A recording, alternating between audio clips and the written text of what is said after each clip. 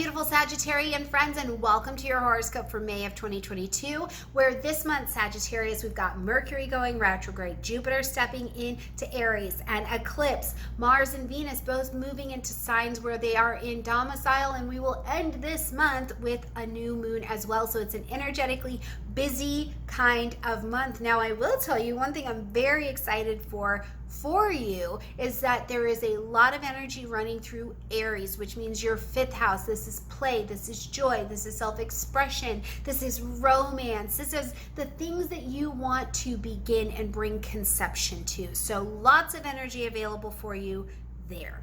Now let's jump in here and see what's going on this month. Right at the beginning of the month on the 2nd, we're going to see Venus moving into the energy of Aries until the end of the month. So one of the things I want you to be paying attention to and thinking about with Venus and Aries is that Venus and Aries, the impulse is to go out and get it. I'm going to make you mine and I'm going to make you love me, right? It's very much so that energy. I'm here to win in love. I'm here to win in money. I'm here to win, right?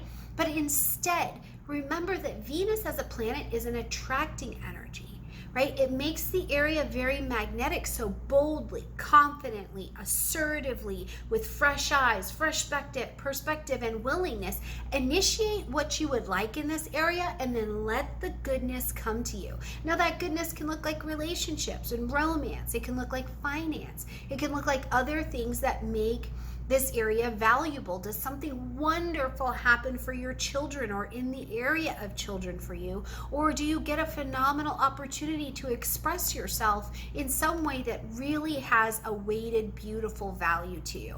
Let Venus do the heavy lifting, okay?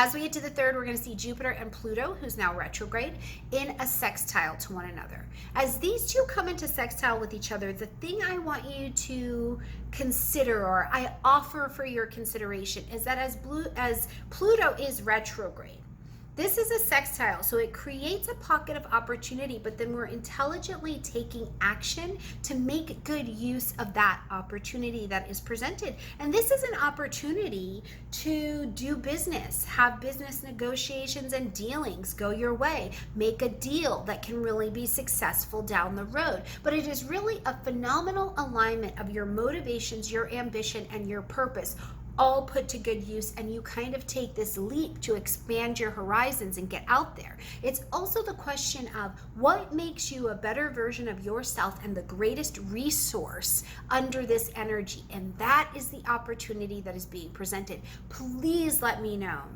what that shows up to be for you by the end of the month in your personal chart and in your experience. Jupiter is your ruling planet, so it has definitely got your back, okay?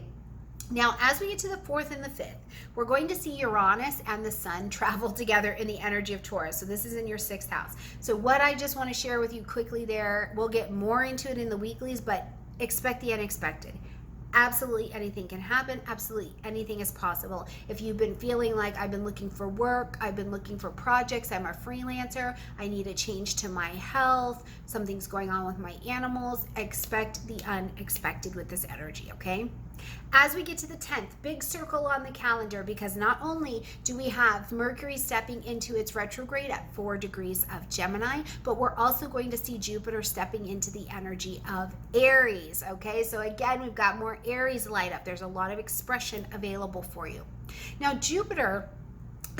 Mercury moving into its retrograde at 4 degrees of Gemini, coming out of retrograde on June 3rd at 26 degrees of Taurus, and finishing the full retrograde pattern this time at 4 degrees of Gemini on June 28th. I want you to just look in your own personal chart. What has been going on for you between 4 degrees of Gemini and 26 degrees of Taurus? Focus right here.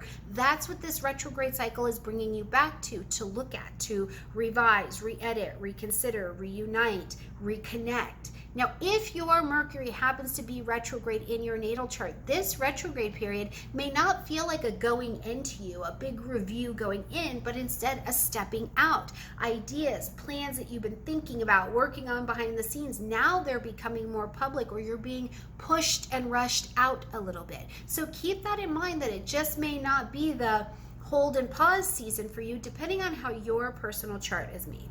Now, Jupiter stepping into the energy of Aries, lighting up this 5th house space. What you want wants you to, and you have a great capacity to move to it, right? Expand out. Oh, expand and go get it. Don't expand so much you knock your lamps off, okay? But expand out to it. And really, I think the gift of Jupiter in Aries is that in order to make this expansion, to let things get bigger for your children, let you start something, initiate something, express something, fall in love, is that really all you need to do is use Aries qualities. Initiate. Just start. Have you been wanting to make videos? Have you been wanting to go to school? Have you been wanting to have children? Have you been wanting to go on a date? Just start. All you have to do is start. And by using those initiative qualities, Jupiter will nicely and naturally expand them. Now, as we get to the 16th, we're going to see a full moon lunar eclipse happening at 25 degrees of Scorpio. So this is just back here in the 12th house space for you. So the hidden space, the things that have been hidden and are quiet and are of a spiritual nature. We work on them quietly, fears, resentments, holdbacks, sicknesses, illnesses, but also some of our most creative and spiritual reckonings we can see in this 12th house space. Also, people in our lives who have these qualities to them. Now, as we're having this full moon lunar eclipse, it's asking us to end something, acknowledge something, or make an adjustment. Clean out this closet, okay? And I really think that it's like, we're putting the rubber to the road here with this particular eclipse. What have you been power struggling with? What have you been holding on to in this quiet space that is preventing you from growing forward? And this can be, do you have alcoholism that is untreated and you're not stepping into that for whatever reason because you can't or you won't, right?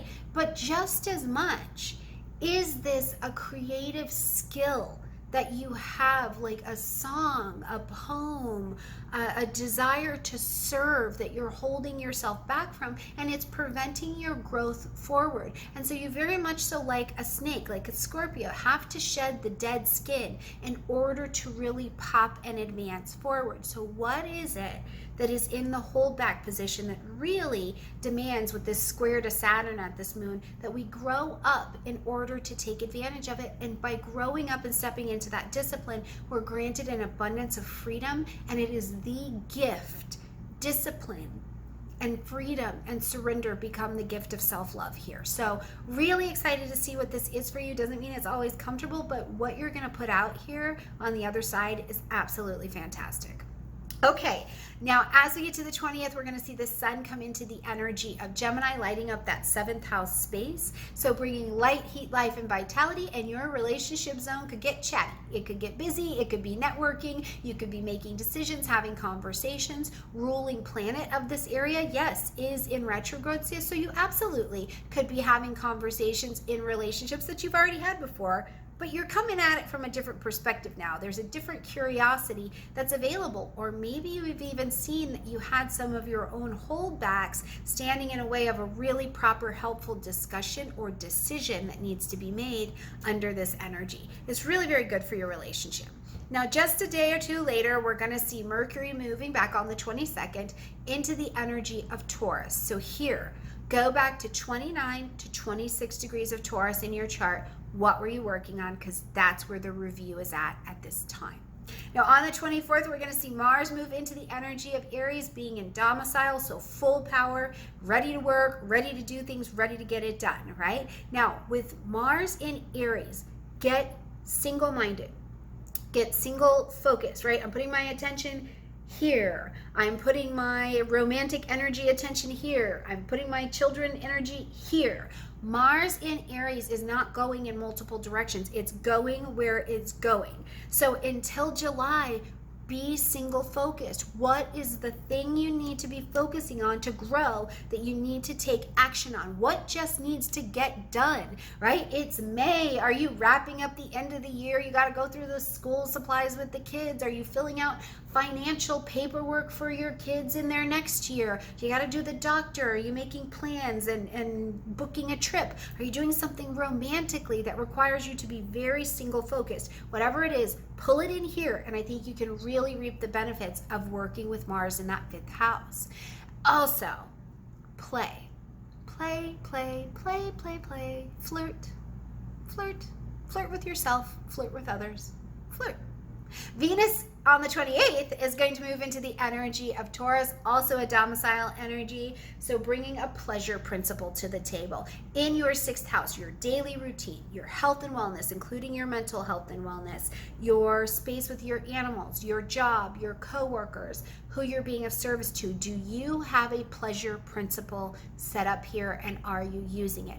What is the pleasure in your day-to-day routine? Do you have a daily routine that you like, that you can love, that you can bring a sense of ease to? Let Venus do the heavy lifting and magnetize in some ease to this area. Have you been looking for a job?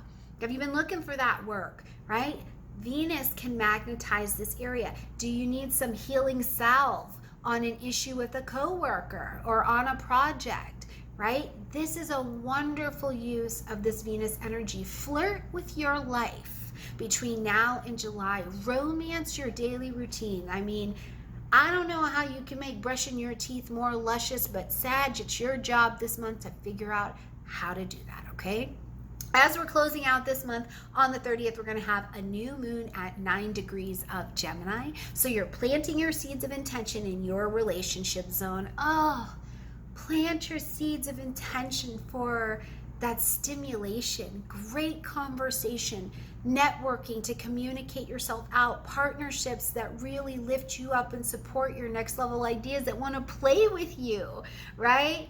That relationships that help you talk through, move through, and release anything that is adding to your undoing and preventing you from success. And it may take some networking. Where can you be talking over this next 4 weeks and teaching and sharing and healing in that very Gemini kind of way? Plant your seeds of intention now, and we'll watch it unfold over the next 4 weeks. And of course, the results that come from being willing to purposely plant these seeds of intention and manifest now are going to pay you dividends down the road. So where do you need to be talking about something? All right, my beautiful Sagittarian friends, I love you a ton. Have a gorgeous May. Like this video, comment, share, subscribe, and I'll see you next time.